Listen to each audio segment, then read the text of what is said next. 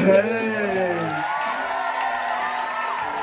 Hello, everyone. Thank you for joining in and tuning in with us tonight as we have our very first conversation with the Johnsons. I am Shay Johnson. I'm Stan Johnson. I'm Kirkland Johnson. Oh yeah, LaSarah Johnson. I'm Kurt Johnson. And yeah, it's us, our family. So tonight we just wanted to come on just for a few seconds to discuss autism awareness and what it means to us. We do know that April is deemed, among other things, but one thing is Autism Awareness Month, and that's something that we have always decided to be advocates for. So it's always been near and dear to our heart, and we just decided to come on and give you all a follow-up on progress, how things are. Many of you know our story, and if you don't, I will put a link of our first biography or documentary, I would say, so that you can refer back to that to hear the whole thing. We won't talk about tonight the full depth and the full testimony of how our twins Kirk and Kirkland were diagnosed with autism at the age of 3, and they were deemed very low functioning. They were both nonverbal, but by the grace of God and just the miracle and the working power of the Lord, they are functioning and thriving, and they are now 18. God's and power in prayer. Yep, and they're man, they just getting away from us. They don't leave us alone. So we try to just create as Oh, you happy for it? we try to create as many memories as we can, and we're also trying to document for our purposes progress in our own lives. Right. We'd first give the disclaimer that Stan and I are not clinical psychologists. Now, he's a pastor, and his wife, we both preach, and Kirkland is a minister. Kirk is minister of music, and LaSarah is a praise and worship leader, songwriter, and all that stuff. So we are a religious family. Yes. And our roots is grounded in Christianity. Mm-hmm. So, that's our staple. That's our cornerstone. Amen. But we are not medical clinical psychologists. But with that being said, we have really, really, really studied autism, and we've been very vocal about it because, children who are born, I think the statistics are 1 out of 59 now. Yes, very close. When they were born, it was 1 out of every 150. Wow, I think it's 1 out of every 59. Mm-hmm. Child that's born could be on the spectrum, and we do understand that the spectrum is very low to very high. Right. And there's one extreme and there's the other extreme, and being that Kirk and Kirkland are twins, they are like night and day. Like, we really got a chance to witness, both a little bit of both worlds in the spectrum. One is an introvert, one is an extrovert. One is just don't bother being, the other one is all in your space. I mean, it's just it's just one way to the other. So tonight we're just gonna share with you all, and hopefully to be an inspiration. That's what I was trying to say. We're not clinical psychologists, but we do serve as reference points to what can be possible to those who believe. To the ones that are dealing with this and may have questions and discouraging times about it. So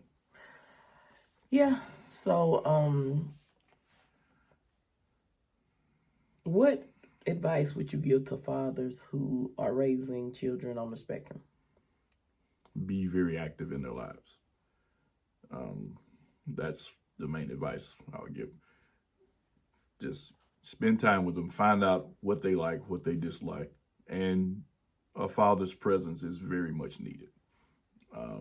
You know, a lot of times the fathers aren't as vocal as the mothers, but their presence is what's needed in a child's life. Just being present, being positive, being prayerful to God. When you have those days when it's just not adding up and just you feel a little frustrated, go to God about it. Don't show the frustration in front of the child. Go to your prayer closet, do what you have to do, but continue to be active, positive in your child's life. Let them know that you're there for them because they need to see daddy being that role model in their lives. And that can have more of an impact than you'll ever know. So your presence is needed, your prayer is needed, your faith, all of these things are needed. Fathers who are dealing with children who may have been diagnosed with autism or any kind of disability, your presence is needed. And so just remain positive, remain very active in their lives, and trust God and talk to God about the situation, and he will make it better. The situation might not change overnight, but he can change you in the situation. And I think a lot of times, people, especially parents, especially when your child is, if your child may be nonverbal, it's easy to assume when a child can't communicate that they don't understand. But we found out different a few years ago. Because when Kirk was nonverbal, like 3, 4, 5, they started talking a little piece here and there. Right. But like when they turned 13, 14 and everything caught up, they had a memory, didn't they? Woo, they went to telling stuff and they went to calling names. They did, so please be patient. Don't think that your child don't understand simply because they're not verbal. They do. They remember. Currently, y'all remember so much now in hindsight, don't you? Mm-hmm. They remember a bunch of stuff, and I was like, "What? That happened?" And they can tell you to the T. They can tell you what color folks had. Their memory is so vivid. So, and when God do open their mouths, if that's your miracle, get ready.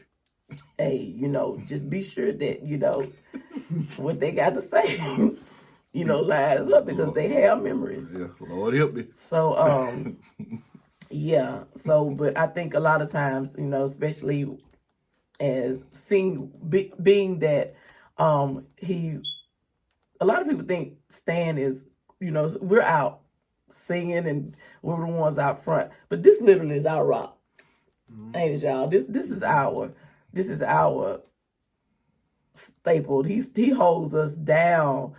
He's the calm in the storm, and all of us be running around, and everybody emotions be setting off, and I'm hollering and screaming, they hollering and screaming, and he come in like everybody just be like, what's going on?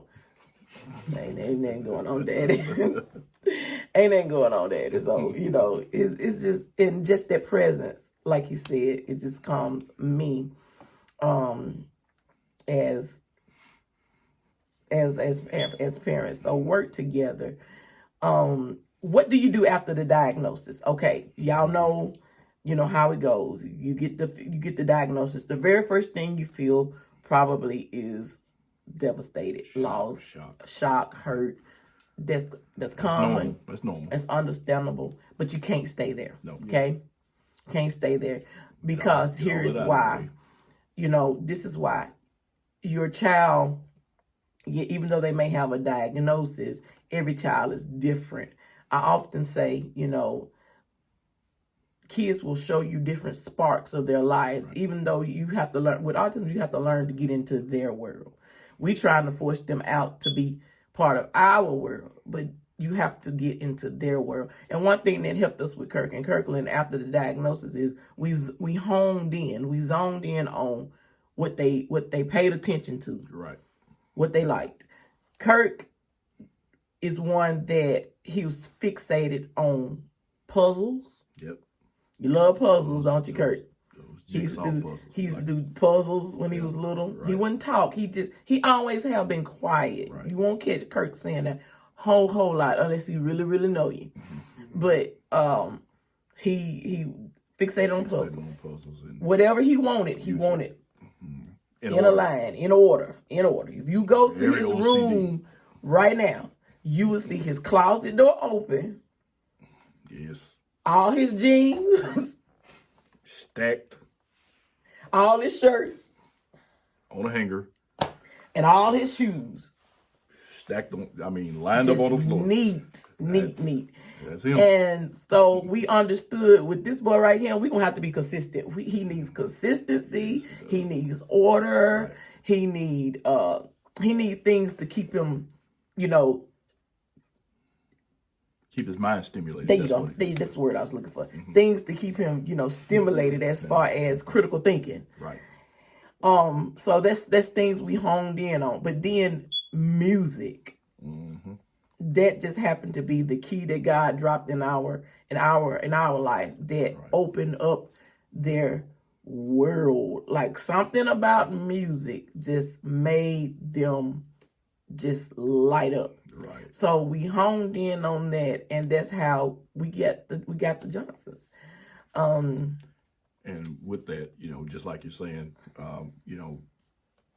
your child, music might not be their thing, but just like you're saying, if you pay attention, you'll find out what they like. So. And with that being said, try different things. Let them in a room and see what they do. Exactly. Go from there. They may be fixated on electronics. Hey, this child right here, something get tore up. Everybody in the house, Kurt. He don't say a whole lot. He don't talk a lot. He just comes.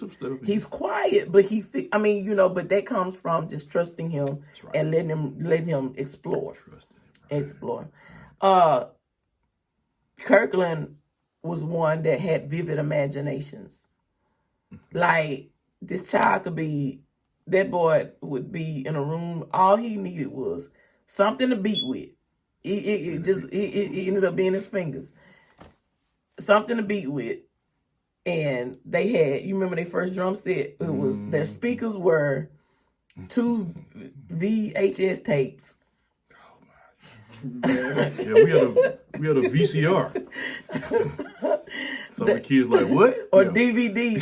No, we started with a VCR. Yeah, but they would stack those up to be speakers. Yeah. Oh yeah, yeah. And then Kirkland would get the DVD cases and tear the insert out. Oh, yeah.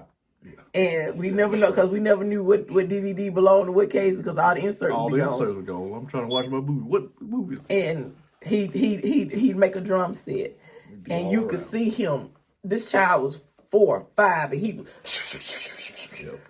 And I'm like, this is an imaginary drum set, and this was amazing. And he had his keyboard, and it was just like clockwork. The same tune, same thing. What was that first riff y'all used to do? How that used to go? Y'all remember how you used to play the keyboard? How it sound? Yep, that's it. And he'd have his sticks and we got used to it. And so it wasn't even really a noise to us Which is another point. Uh-oh. You got to normalize your world and don't feel bad about it. If I know it changes your life, and we were never the family that had a lot of company or nobody want to hang out with us no way, so we didn't have to worry about that. But sometimes being that your child is not verbal, they run through, like our house used to be like a tornado used to come through. I understand that. That's the thing. Because he would run down. He would run turn flips and off the couch and everything. So you have to normalize your world. I used to have to let them do what they do, then stay up in the wee hours of the night to clean up or however, and then that's your world though. We didn't have a lot of company, but whenever we did, invite the people over that understand your situation and won't judge your situation. Right.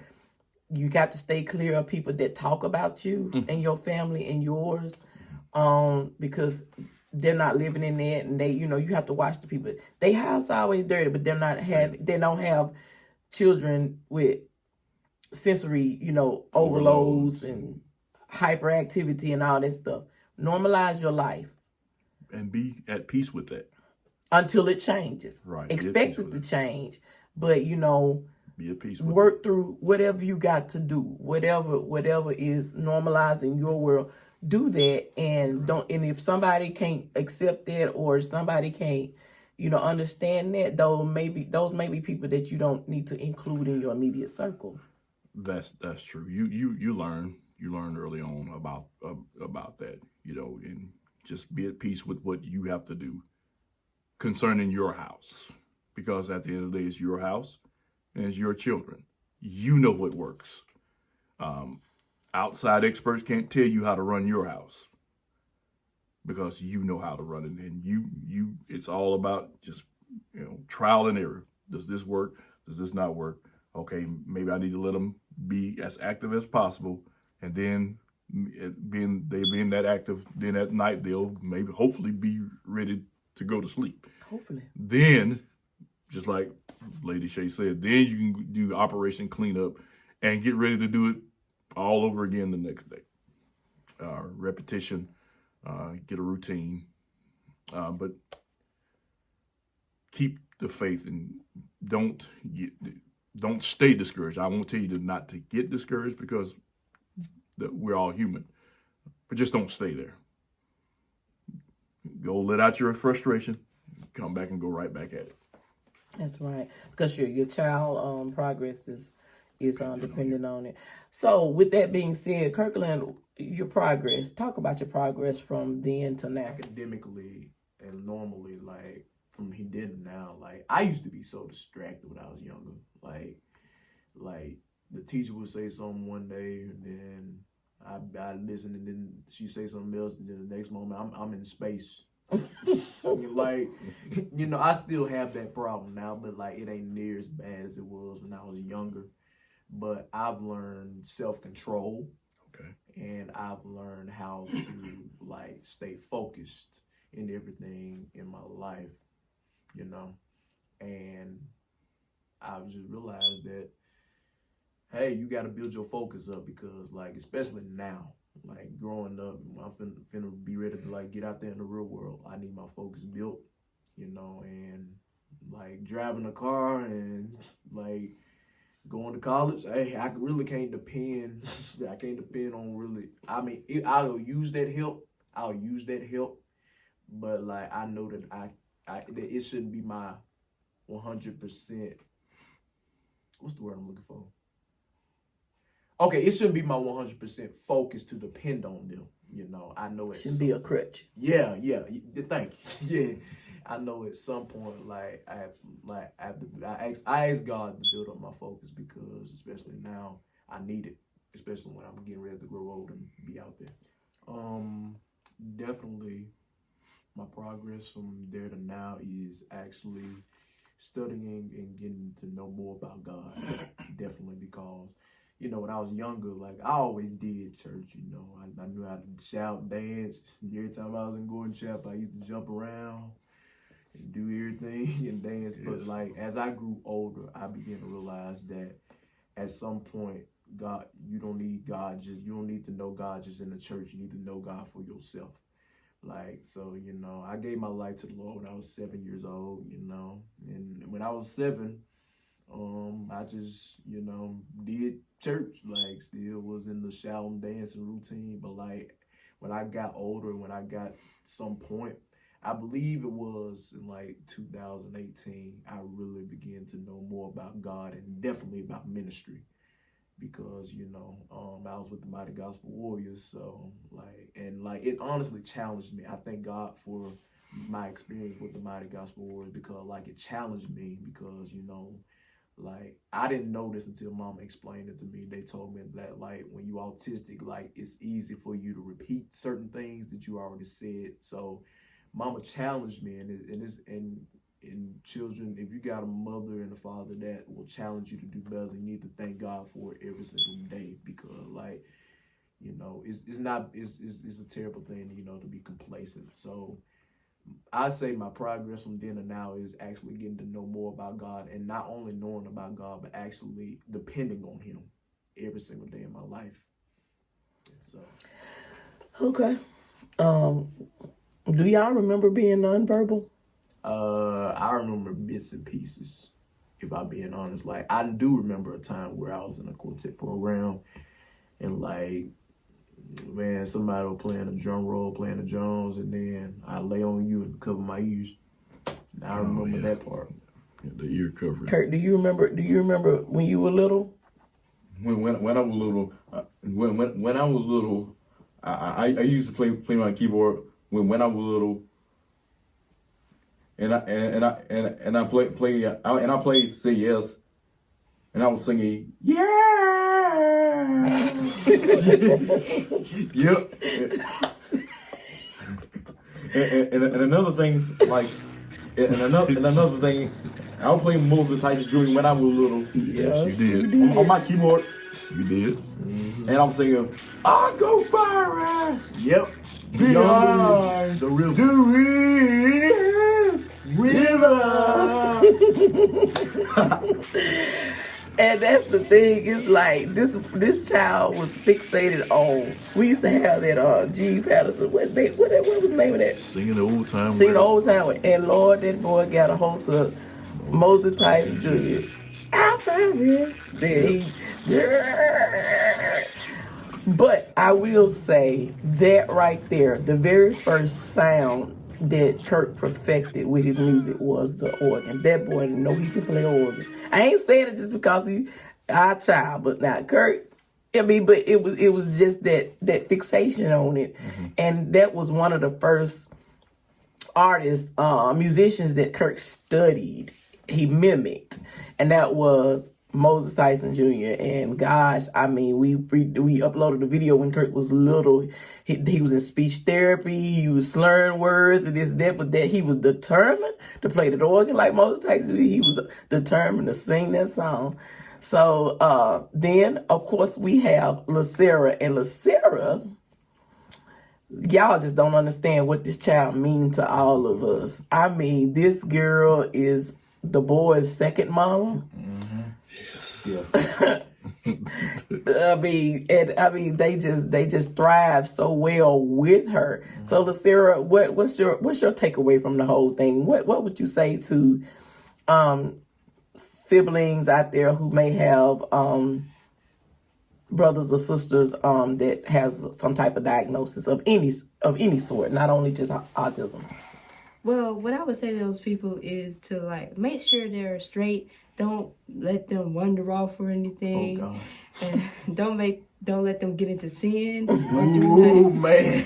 Or do nothing they're not supposed to. And don't you do it either. I mean, you need to do it.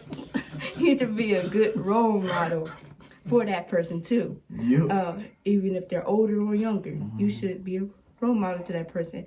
And the second thing, you should not be jealous of them, Yeah. especially if they may get all the attention when they get maybe like goldfish or something from a person, and you get sardines or something like that.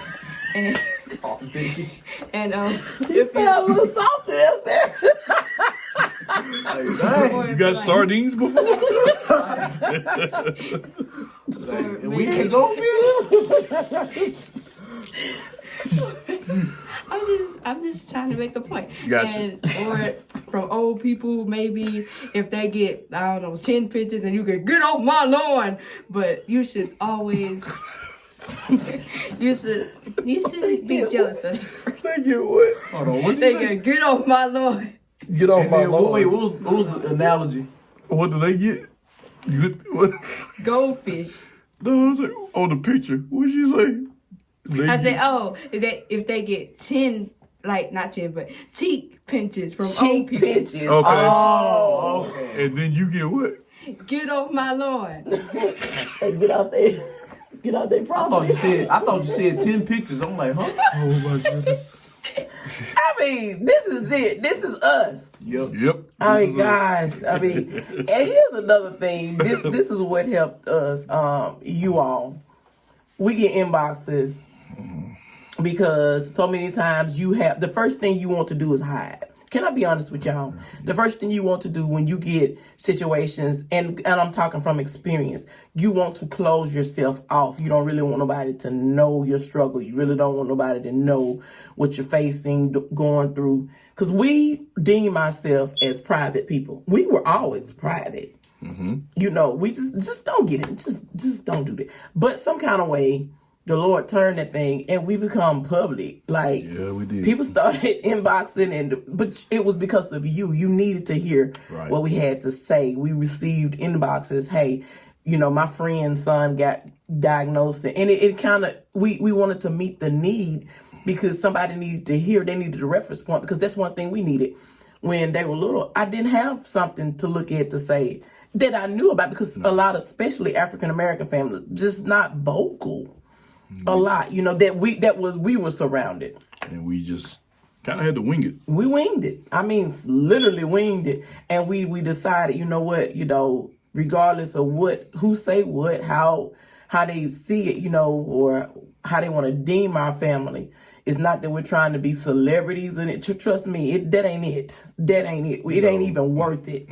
Being in the public and being under a microscope, I promise you, it's not even that ain't it. That ain't the life.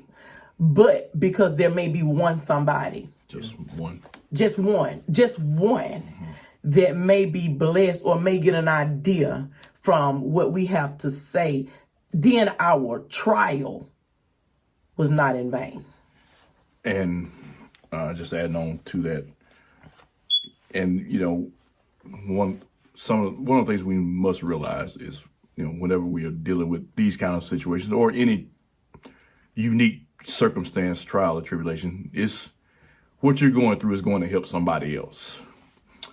You know, so consider it your training ground and get all the knowledge you can, get all the wisdom you can from that situation. Because there's going to be somebody that comes along and they'll need your advice on how to navigate this particular part of your life, which is what happened with us. And, you know, we realized, you know, all along that the training we got, we've been able to help other people that have come after us. Right. And another thing, don't feel crazy about, ask God, first thing you need to do. And if you're not religious, we're not, you know, that ain't none of my, there's, you know, I don't know who all will watch this. If you're not, it's not religious. I don't like to use religion. If you're not a person that believes in, you know, God, the Father and the Son and the Holy Ghost, and, you know, some of this may not appease to you, but this is what got us through, okay? So we're not trying to make this a banner and a staple, because we know out there in the world, especially in social media land, there is there's all kind of people present. But if even if you're not a religious person, or you know you don't believe in some type of higher power, at the end of the day, certain methods still may help you, you know. But the method that helped us happened to be God all by himself. I mean, just our belief. We can't attribute it to nothing else but the power of God that helped this. He helped us. Right, and he'll help anybody. That's right. That will believe in him. But you know, that's what it comes down to. And then on top of that, you know, also this situation, it helped us as parents. Like I wouldn't know God the way I know God if it hadn't been for this situation, because I wouldn't even probably prayed halfway as much as I prayed. You know, it kind of molded us. I like one thing that come out of this where Kirk and Kirkland, by them being musically inclined, they started progressing. I mean, just progressing. And Kirkland started being fixated on songwriting. He would hear songs and words coming. He was 10, he scribbled them. And mama.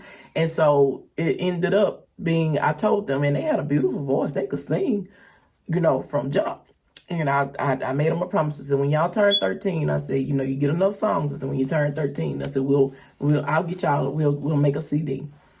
And when they turned 13, they had done just what they had said, but we financially didn't have the finances to do the CD.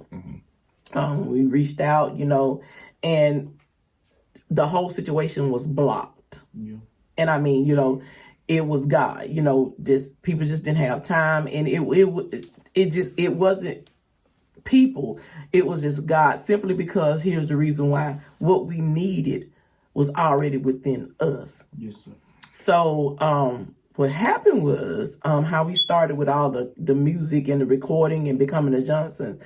I had bought a brand new printer, and the printer, it was like one of those air print, and it wouldn't print.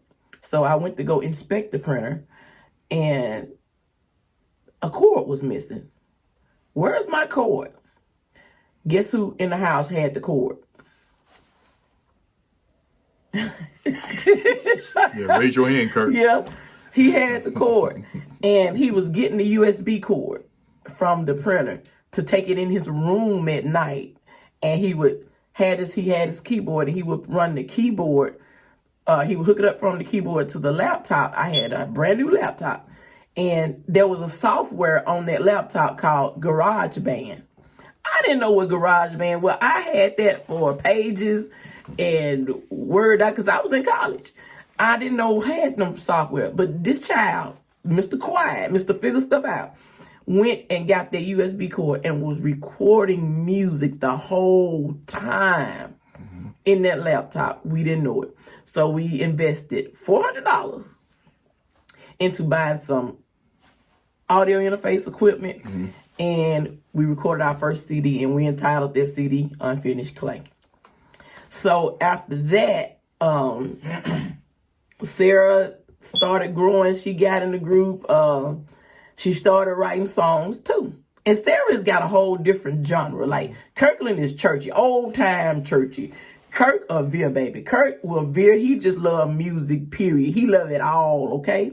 I don't need y'all judging my baby, because my baby will 1 minute play near the cross. The next thing you'll know, he'll be doom, doom, doom, doom.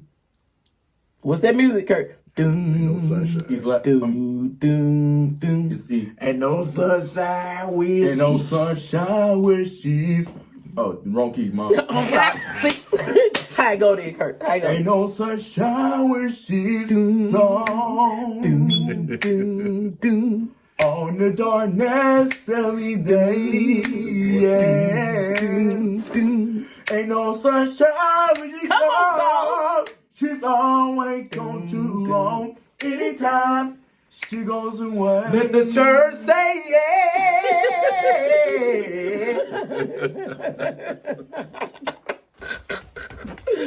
Yeah. Look, but this is us. Because he loves music, but they do it all. And Sarah comes in with this dun dun dun dun dun, this pop culture, this kids bop. And the very first song she wrote, it was dun dun dun dun dun dun dun. I mean, just. What is that? I don't know. That's what we was asking you. What it was.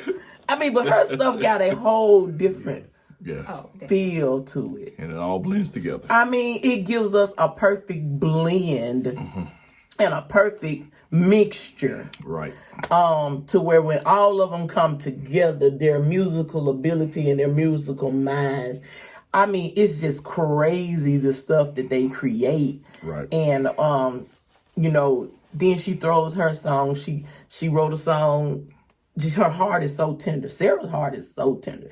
She's protective of her brothers. Yep. She loves her parents. She loves her friends. And the environment around her, it affects her too. So she wrote a song, Better Place. Better Place. Explain that song. What made you write that song, Sarah? Well, I wrote it in 2020. exactly. I wrote in 20. Okay. Because you know, a lot of stuff was happening that year, starting with coronavirus and a lot of people dying and stuff like that. It like really tore my heart up. Like it really hurt my heart. How people were losing, and like my friends were losing their family. It really hurt my heart. So I just wanted to write that song. I was just on the keyboard chilling, and I just somehow came up with that piano riff that I did, and then I just wanted to write a song to it. I was like, hey, I like this. So I just added some lyrics to it, and then I showed my parents, and then they liked it. Y'all So should have seen my face when she sang this. What was it? I was amazed. Because they sleep on Sarah. The boys sleep on Sarah. They give her. Now, don't get me wrong. They are true siblings. I'm talking about true sibling. It ain't no, come by y'all all the time. No, it's Who got my charger? We ain't got nothing. we arguing starting most of that and stuff. I mean, it is normally Sarah and Kirk. I mean, Sarah and Kirkland. These two. And Kirk do just like what he doing now. He be like, I ain't getting into all this stuff. I'm too grown for this. Yeah, but they argue And like regular. but when it's time to come together as when it's game time, man, they ready. They Sarah come out with that, and Kirkland lets her have it. And that's another thing. Don't let your child be a child, number one, and then just let them be who they are. You know, I can't. All three of them. Now they say I'm hard. Am I hard on y'all in the studio? Kinda. Well, you can't be A little bit. What, Kirk? Am I? You said yep. Just say it. You just said yep. Yes, ma'am. Okay. Oh, he just said, yeah, man. He didn't say a little bit. The top, not the bottom. But still, even with that, I mean, it's like, I understand that Sarah is not Kirkland, and I understand that Kirk is not Kirkland, but vice versa. I tell everybody to stay in their lane, and I tell, here's the consensus though. You don't get a chance to be mediocre, period. Yeah, right. Whatever your ability is, you better bring it. Now, whatever your top is, I'm going to challenge it. And that's with anybody in our I'm the hype person. I'm the hype person. I'm the gasser. I don't care if it's my husband. He preaches, come out, Johnson. Get out, Johnson. I mean, because you got to come with it. You know, Kirkland them. Right. If when Kirk hit something and because now Kirk and Kirkland tend to be routine because that's just their default. They want routine, but every song can't be routine, so we have to challenge them. And one thing I have loved from being the audio engineer during their projects, and I had to learn all this stuff on my own. I read people in the but that's a whole nother story for a whole nother day. I had to become a audio engineer for their musical productions. And we all learning at one time. But just to go back and hear the 13-year-old Kurt and now the 18-year-old Kurt, it's another world. It's crazy. Totally the 13-year-old drama Kirkland versus the 18-year-old drama Kirkland. Or the 6-year-old Sarah with to see the kingdom, how about you? To this preteen, there is so much hate in the world. Yes. I mean, it's just amazing. It's so much progress. It's progress, and that's what we want. That's what you need to strive for. Not remaining stagnant, not, always going to another level. Progressing, advancing, maturing.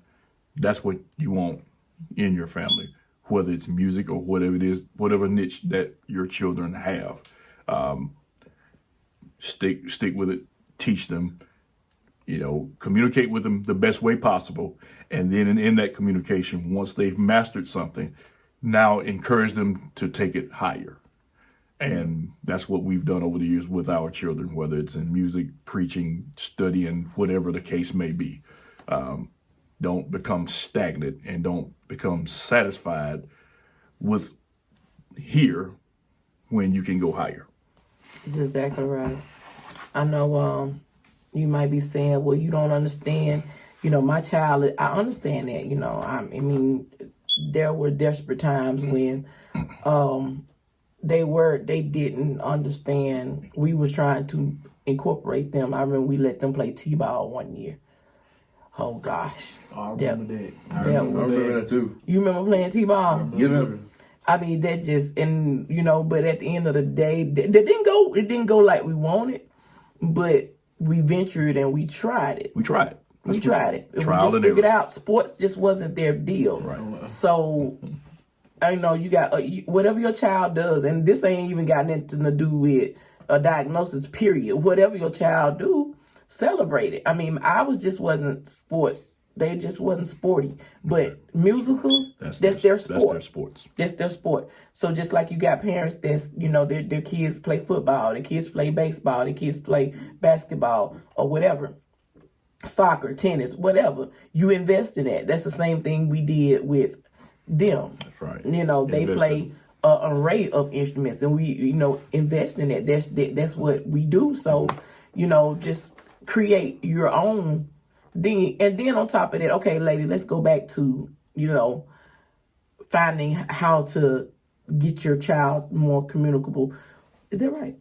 Because I make up some words. Oh, she showed us right. To communicate better, or, you know, what do we do?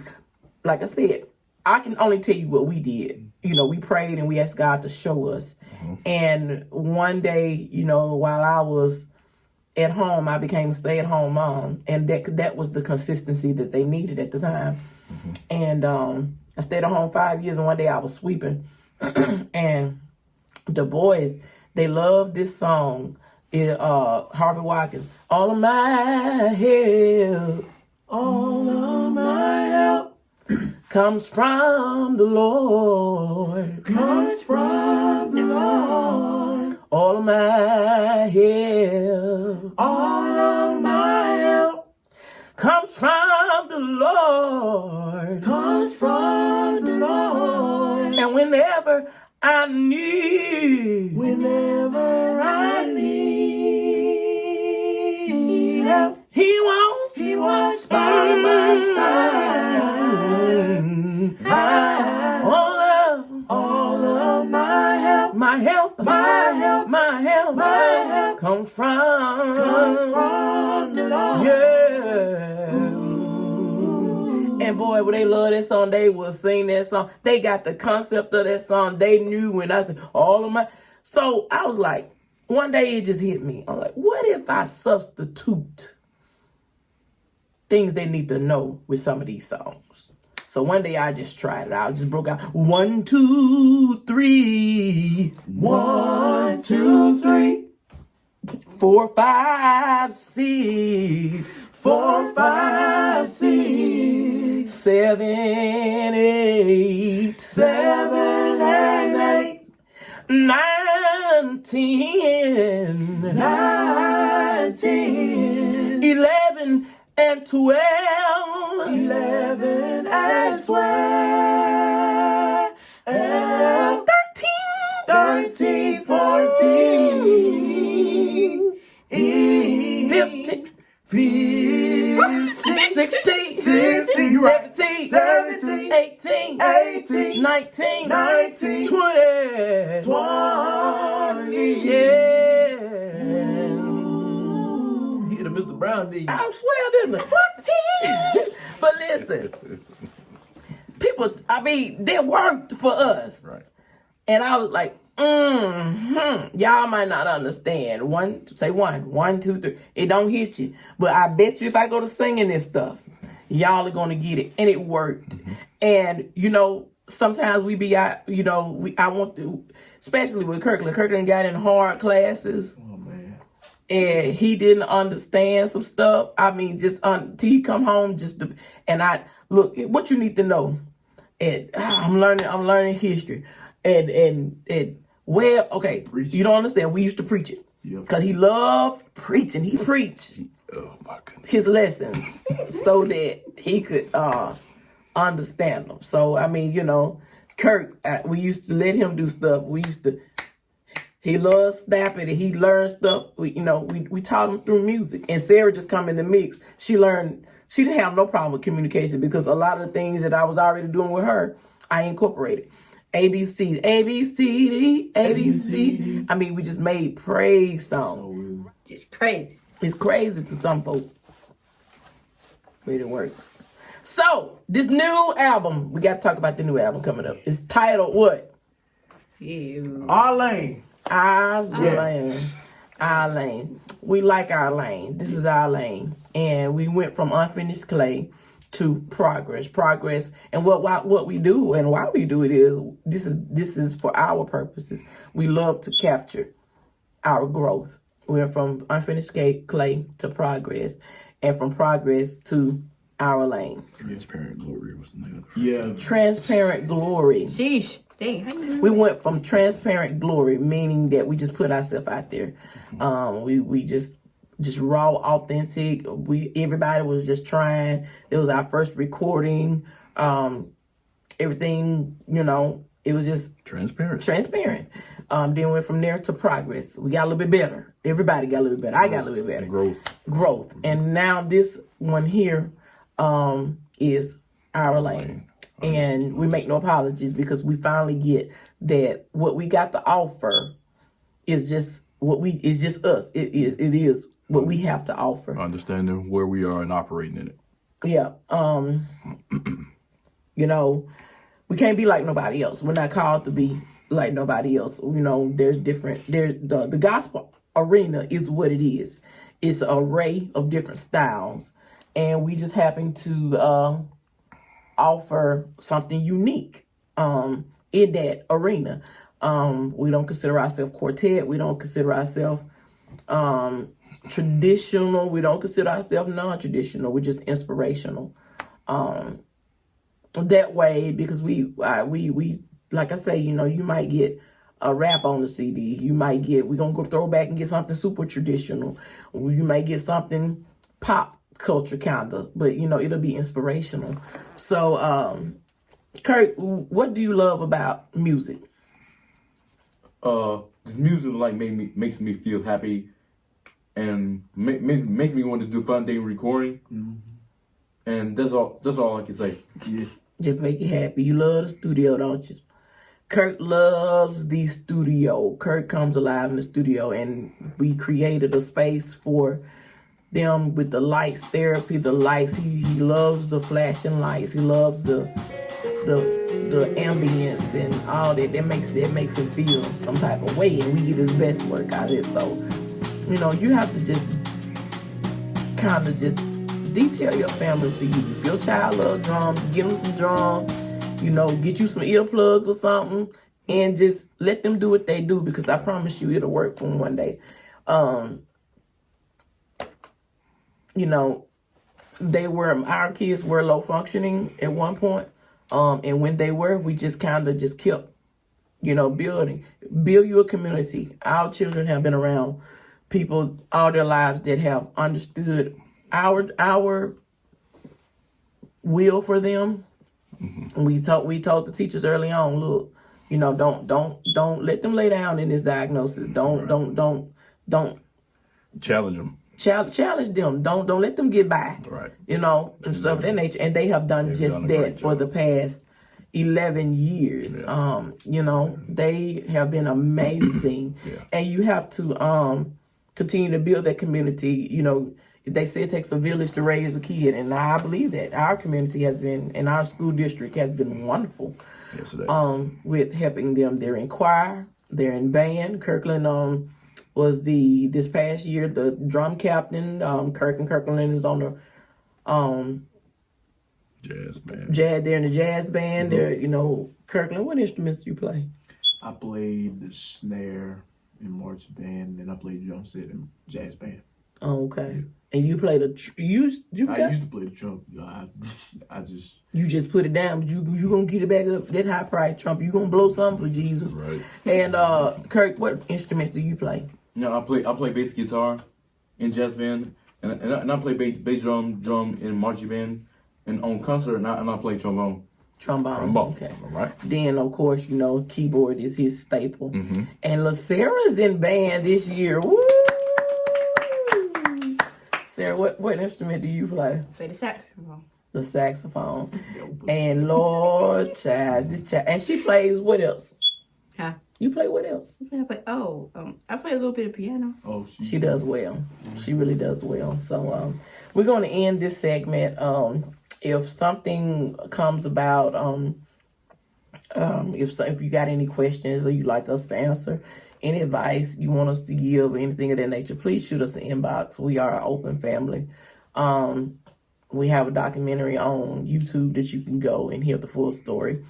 What's up? What's coming up next? We releasing an album. Our album, Our Lane. You will find an array of music on there. But this year, we're also doing a kids CD. And and with that, we decided this year to share with you all some of the things that we compiled and some of the things that helped them learn. We taught them through songs, and we're not gonna die with those things still in us. We empty them out so that you share with your family. And this is not, our target is not just everybody, which I think everybody will be entertained or everybody will be blessed by, but our target is families with children on the spectrum, so that this may help, because we do pray, we do consider, we do ask God, look out the things that we put our hands to, let it touch somebody like you touched us. And it may seem dumb to somebody. We will do music videos. We probably, how the internet don't have no chill. They will talk about you because they might not understand your why behind it. But it don't even matter to us no more, because we know just if it blesses one child. Right. So we got Pastor Johnson's Farm. We got I'm a Church Kid. That's a rap. We got Sarah's Better Place. We got the number song. We got things that we created. We have a coloring book. Autism Awareness Coloring Book, where y'all get a chance to color us. Kirkland has a new line. What's your new line, Kirkland? KBJ Christian Wear. New line of t-shirts, t-shirt designs, to where he decided, he loves Christian t-shirts. And so he decided to design his own, so y'all will be able to do that. He's also making beats. Oh yeah. He has a machine where he's going to another level, and he's making stems and beats. Kirk is still the CEO and boss of Johnson Tracks Productions. Yes, Look, Sarah, she's this girl is a videographer and an animator in her own right. So, that's just what we got going on. So, we pray that this segment encouraged you, No, we didn't have a lot of specifics, but only thing we can do is just share with you what, has blessed us and our progress on how we're doing as a follow-up and the advice we can give. So we just ask y'all to just continue to pray for us. And as a special treat, as promised, somebody's going to win, two people are going to win a $50 Visa gift card, and we're gonna put that up. And then the next thing is you're about to witness and see our cover song to our album video, and it's from Marcus Shorter is our videographer. He's our family videographer. He's the dopest. And he's anointed in his own right. He captured our heart for Our Lane. So you're about to get a snippet of, not the snippet, you're going to see our video, our cover video for Our Lane. So y'all pray for us, and we will talk to y'all later. Be blessed. Love y'all. Peace.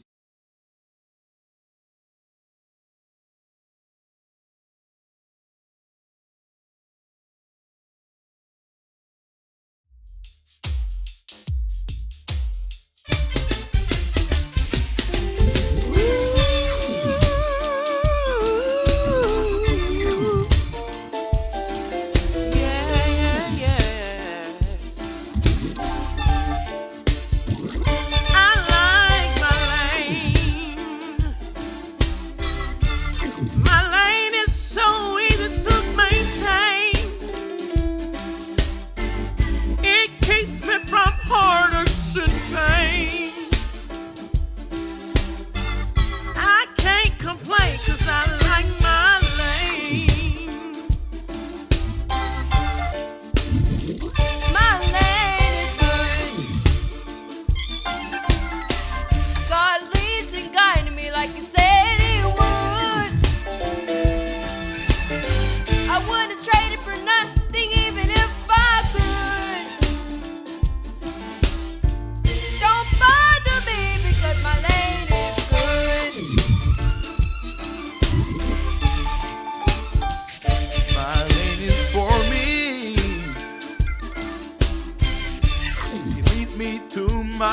destiny.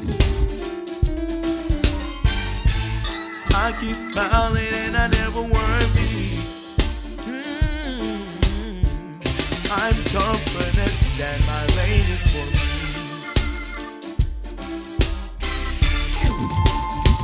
My lane is blessed. Yeah, God helps me get through every trial and test. Yeah, you got to realize I won't settle for less. My favor ain't fair because my lane is blessed. What you need to do is keep striving and don't you stop.